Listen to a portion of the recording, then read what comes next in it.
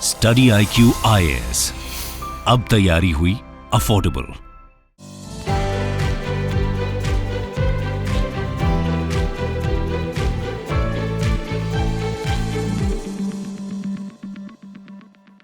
खबर आई है कि भारत का जो फॉरेक्स रिजर्व है वो 2 साल में सबसे कम हो गया है। अगर 2020 से 2022 की बात करें तो 2020 में जितना भारत का फॉरेन एक्सचेंज रिजर्व था, लगभग उसी स्तर पे आज हम 2022 में आ गए हैं। इस खबर के बारे में आज हम डिस्कशन करेंगे। India forex reserve fall by 5.2 billion to near 2 year low, RBI का डेटा ये हमें बता रहा है।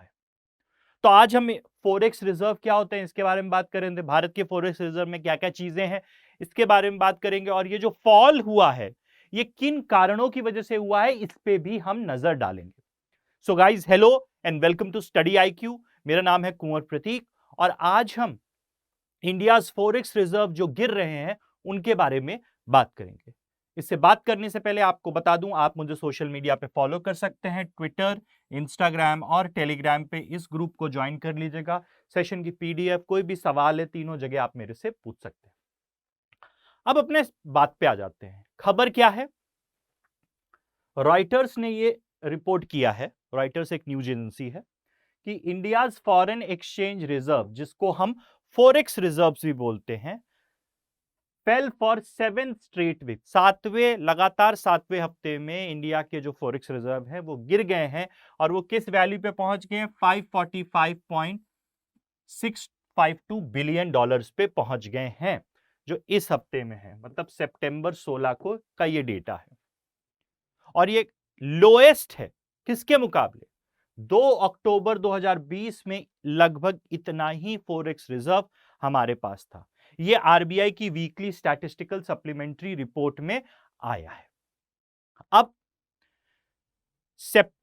पिछले हफ्ते यानी 16 सितंबर के पिछला हफ्ता जो था, यानी जो 9 सितंबर के अराउंड का जो हफ्ता था, उस समय भारत का रिजर्व कितना था? 550 बिलियन डॉलर। अभी कितना हो गया है? 545। तो लगभग 5 बिलियन डॉलर से ये गिर गया। अब सवाल उठता है, मैं बार बार आपसे बोल रहा हूं कि फॉरेक्स रिजर्व गिर गया है, तो व्हाट इज फॉरेक्स? ये सवाल बनता है कि नहीं बनता है कि भाई आखिरकार जब मैं फॉरेक्स की बात कर रहा हूं तो ये फॉरेक्स का क्या मतलब होता है? फॉरेक्स का मतलब होता है फॉरेन रिजर्व, यानी ये कुछ एक्सटर्नल एसेट्स हैं, एक्सटर्नल यानी बाहरी परिसंपत्तियां हैं जो किसी भी देश का सेंट्रल बैंक होल्ड करता है। उसमें क्या क्या चीजें आती हैं? पहला तो आता है गोल्ड, यानी सोना केंद्रीय बैंक खरीदता है। दूसरी चीज क्या आती है? फॉरेन करेंसी एसेट्स, यानी विदेशी करेंसी, डॉलर, येन, युआन, पाउंड, यूरो, ये सारी चीजें भी केंद्रीय बैंक रखता है। तीसरी क्या चीज आती है? SDR, special drawing rights. Special drawing rights क्या होते हैं? ये इंटरनेशनल रिजर्व करेंसी है जो 1969 में IMF ने बनाई थी। ये कोई रियल करेंसी नहीं है, ये एक तरीके की पेपर करेंसी है जिसका इस्तेमाल आप कर सकते हो जब भी आप IMF ज्वाइन करते हो। तो आपके कोटा के आधार पे आपको SDR अलॉट किया जाता है, दिया जाता है। और अगर आपके पास 100 SDR है तो उन 100 SDR को आप 5 करेंसी में कभी भी एक्सचेंज कर कर इस्तेमाल कर सकते हो। वो 5 करेंसी कौन सी हैं? डॉलर है, येन है, युआन है चाइना का, और क्या है? पाउंड है और यूरो है। इसका 100 SDR है अगर, तो आप इन 5 करेंसी में कभी भी इस्तेमाल उसको कर सकते हो। तो ये होता है फॉरेक्स रिजर्व। इसके अलावा क्या चीज होती है फॉरेक्स रिजर्व में? अगर मैं आपको बताऊं कि इसके अलावा क्या होती है, 3 चीजें तो हम समझ चुके हैं। पहला है सोना, दूसरा है SDR, तीसरा है फॉरेन करेंसी एसेट्स, और चौथी क्या चीज होती है जो SDR का हिस्सा होती है? चौथी चीज होती है reserve transposition, reverse transposition, reverse trench position, जो भी बोलना चाहते हैं आप बोल सकते हैं। इसको शॉर्ट फॉर्म में आरटीपी भी बोलते हैं। इसका भी संबंध आईएमएफ से होता है। जब भी आप आईएमएफ का हिस्सा बनते हो तो आपको एक कोटा असाइन किया जाता है आईएमएफ की शेयर होल्डिंग में। उस कोटा के आधार पे आपको आईएमएफ को पैसा देना होता है, और जो पैसा आप दे रहे हो आईएमएफ को, अगर आपको कभी जरूरत पड़े तो वो पैसा आप बिना इंटरेस्ट के 100% कभी भी आईएमएफ से लेकर उपयोग कर सकते हो। और जो पैसा आपने आईएमएफ को दिया है कोटा के आधार पे, तो उसको हम क्या बोलते हैं, रिवर्स ट्रेंच पोजीशन। ये आप कभी भी इस्तेमाल कर सकते हो। ये चारों चीजें मिलकर आपका फॉरेक्स रिजर्व बनाती हैं। ठीक है, ये फॉरेक्स रिजर्व बनाती है। अगर हम भारत की फॉरेक्स रिजर्व की बात करें, अगर भारत के फॉरेक्स रिजर्व की बात करें तो ये अप्रैल 29 का डेटा है जो आरबीआई का है। तो अगर हम देखें भारत के फॉरेन करेंसी रिजर्व या फॉरेक्स रिजर्व को, तो उसमें भी चार चीजें हैं, फॉरेन करेंसी एसेट, सोना, एसडीआर और आरटीपी।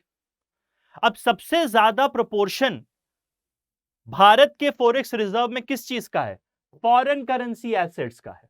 यानी अप्रैल 2022 में 597.73 बिलियन डॉलर क्या था, फॉरेक्स रिजर्व था, जिसमें 532.82 बिलियन डॉलर क्या था, फॉरेन करेंसी एसेट था। मतलब सबसे ज्यादा फॉरेन करेंसी एसेट है। उसके बाद क्या है, गोल्ड है 41.6 बिलियन डॉलर का। उसके बाद क्या है, 18.3 बिलियन डॉलर के हमारे पास एसडीआर है, और रिवर्स ट्रांसपोजिशन क्या है, 5 बिलियन डॉलर की। तो सबसे ज्यादा फॉरेन करेंसी एसेट्स होता है। अगर हम आगे बढ़े और लेटेस्ट डेटा को देखें, सितंबर 2, अगर हम सितंबर 2 का 2 सितंबर का डेटा पे ध्यान दें फॉरेक्स रिजर्व पे, और जून का डेटा भी यहां दे रखा है, तो लगातार हम क्या देख रहे हैं, 7 हफ्ते से लगातार हमारा फॉरेक्स रिजर्व गिरता जा रहा है। सितंबर 2 को इसकी वैल्यू थी 553.1 बिलियन डॉलर, और आज क्या पहुंच गई है, 545 बिलियन डॉलर। तो ये लगभग सितंबर 2 से अभी तक लगभग 8 बिलियन डॉलर की गिरावट देखी जाए।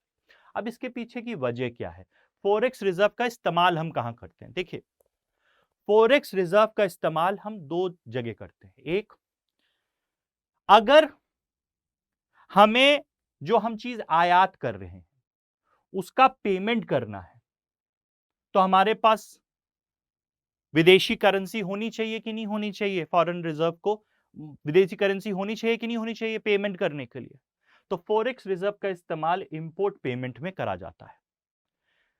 2 सितंबर को जब हमारे पास 553 बिलियन डॉलर था, तब आज की इंपोर्ट वैल्यू के हिसाब से, आज जितना हम आयात कर रहे हैं, अगर हमारे पास नया पैसा ना आए, अगर हम नया पैसा हमारे पास नहीं आ रहा है, तो हम ये जो 553 बिलियन डॉलर है इसका उपयोग करके 9 महीने तक भारत में इंपोर्ट जारी रख सकते हैं।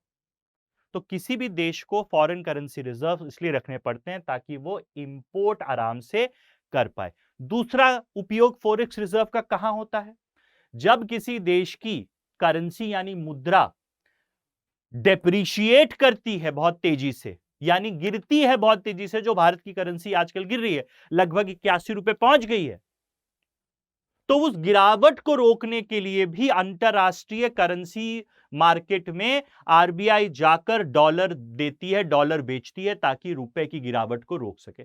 तो वहां भी फॉरेक्स रिजर्व का इस्तेमाल होता है। कैसे, क्योंकि ये जो आपके पास फॉरेन करेंसी एसेट है इसका उपयोग किया जाता है उसमें। ये दो चीजें होती हैं। अब मैंने आपको बताया 2 सितंबर को 553.8 बिलियन डॉलर था, जिसके जरिए हम 9 महीने का इंपोर्ट का बिल दे सकते थे। ठीक है, अब आज के समय कितना हो गया है, 545.652 बिलियन डॉलर। तो 2 सितंबर के मुकाबले इसमें लगभग 8 बिलियन डॉलर की गिरावट है, और पिछले हफ्ते भर में ही 5 बिलियन डॉलर की गिरावट देखी जा रही है, जो 2 साल में सबसे कम है। अब वजह क्या है इसकी? इसको जानने से पहले हम ये जान लेते हैं कि किस देश के पास सबसे ज्यादा फॉरेक्स रिजर्व्स हैं।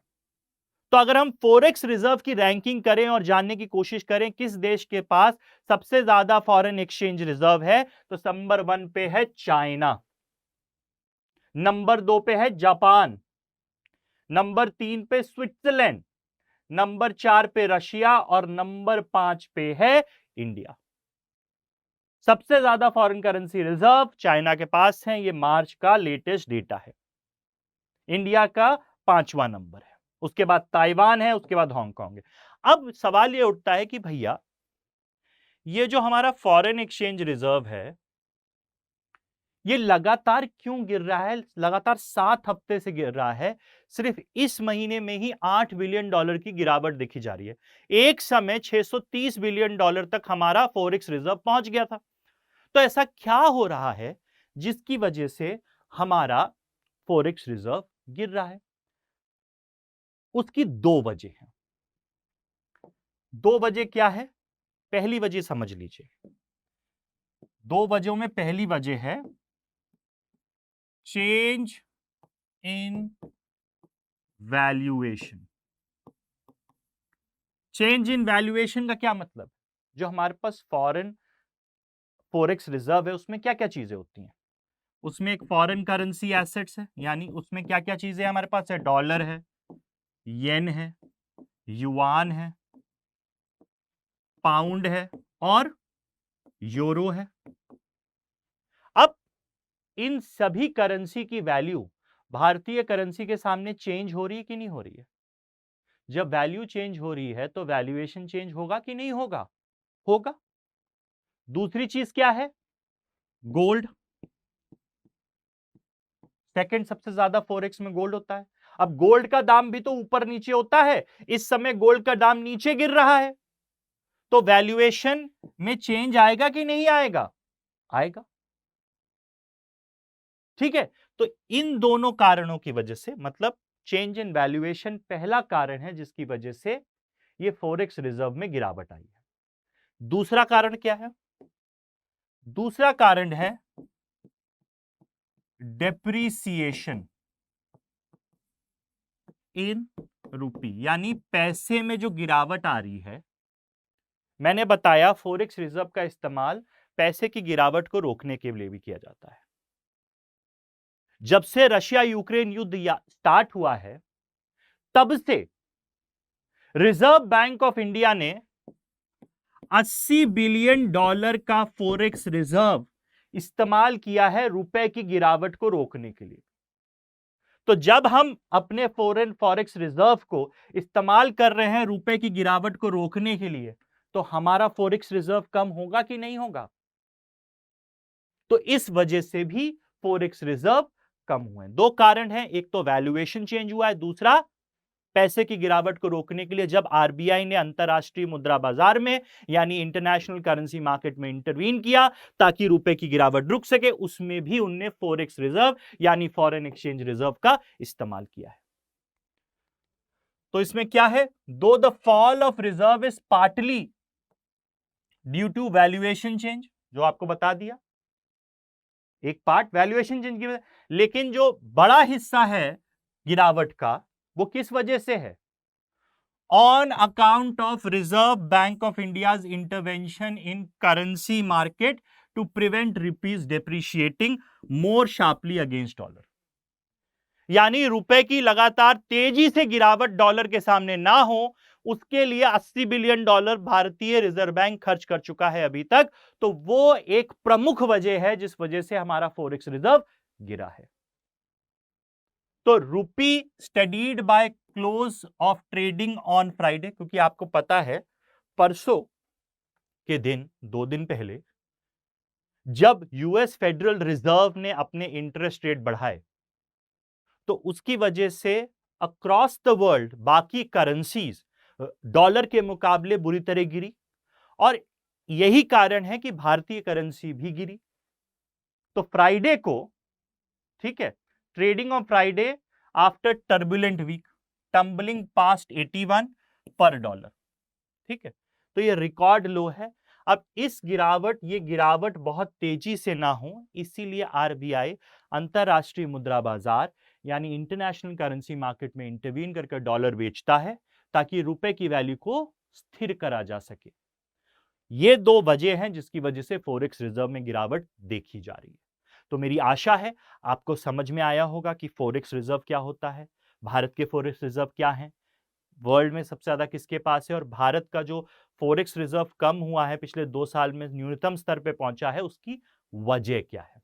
अब जाने से पहले आपको बता दूं, अगर आप अपनी तैयारी को नया आयाम देना चाहते हैं, यूपीएससी की तैयारी को नया आयाम देना चाहते हैं, तो हमारे फाउंडेशन बैच 6 में आप एनरोल कर सकते हैं। फाउंडेशन बैच 6 में आपको सारी की सारी क्लासेस लाइव होंगी, 900 घंटे से ज्यादा की, और वो लाइव क्लासेस बाद में आपको रिकॉर्डेड फॉर्मेट में 2 साल के लिए मिलेंगी। साथ ही साथ इस पे आपका प्रीलिम्स और मेंस दोनों का फोकस कराया जाएगा, पढ़ाई वैसी कराई जाएगी। साथ ही साथ आपको prelims test series, prelims crash course, mains answer writing, weekly revision quiz, साथ ही साथ एक मेंटर भी दिया जाएगा जो आपका फ्रेंड फिलोसोफर गाइड की तरह पूरी तैयारी में आपकी हेल्प करेगा। आप उसको व्हाट्सएप कॉल पे रीच आउट करके अपने डाउट्स, कैसे पढ़ें कैसे ना पढ़ें, कैसे मोटिवेटेड रहें, ऐसे जैसे सवाल सारे पूछ सकते हैं। इस कोर्स में आपको एडमिशन लेने के लिए कुछ नहीं करना है, आपको ये कोड का इस्तेमाल करना है KP लाइव, और ये 24,499 की जगह आपको 18,999 का मिल जाएगा। इसमें आपको 30 सितंबर से क्लासेस चालू हो रही हैं सुबह 8 बजे से, तो इसमें आप एनरोल कर सकते हैं। साथ ही साथ जो बच्चे यूपीपीएससी के लिए प्रिपेयर कर रहे हैं उनके लिए भी फाउंडेशन बैच प्रीलिम्स और मेंस का स्टडी आईक्यू ने लॉन्च कर दिया है, आप इसमें भी एनरोल कर सकते हैं। इसमें 2 बैच हैं, एक में मेंटरशिप नहीं है, एक में मेंटरशिप है। मेरा सजेशन रहेगा मेंटरशिप वाला लीजिए, आपको हेल्प मिलेगा, एक इंसान मिलेगा जो आपको गाइड करेगा। आप कहोगे सर ये 18,000 रुपए का है, तो कोई बात नहीं, आपको फिर से ये कोड लगाना है KP लाइव, और आपको ये 12,999 में मिल जाएगा। इसी के साथ आज का सेशन यहीं तक था। जाने से पहले आप मुझे सोशल मीडिया पे फॉलो कर सकते हैं, ट्विटर, इंस्टाग्राम और टेलीग्राम पे। इसी के साथ thank you very much, bye bye, take care, जय हिंद। स्टडी IQ IAS, अब तैयारी हुई अफोर्डेबल।